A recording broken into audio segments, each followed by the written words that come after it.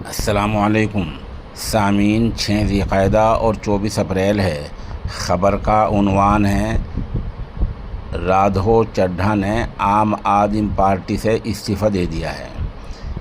ये आम आदमी पार्टी से राज्यसभा एमपी हैं, इन्होंने इस्तीफ़ा दे दिया है और आज जुमे के दिन बाकायदा प्रेस कॉन्फ्रेंस करके कहा है कि आम आदमी पार्टी अपने आदर्शों यानी बुनियादी मकासद से हट गई है, इसलिए वो पार्टी को खैराबाद कह रहे हैं। कहाँ जाएंगे उन्होंने ये भी बता दिया कि वो बीजेपी में शामिल हो रहे हैं। राघव चड्ढा ने दावा ये भी किया है कि आम आदमी पार्टी के राज्यसभा के 10 एमपी हैं और 10 में से 7-8 यानी अक्सरियत उनके साथ हैं और ये सब बीजेपी में शामिल हो जाएंगे। अब देखना ये है कि पूरा मामला कब तक तय पाता है, कब तक क्या होता है और आगे और क्या होता है।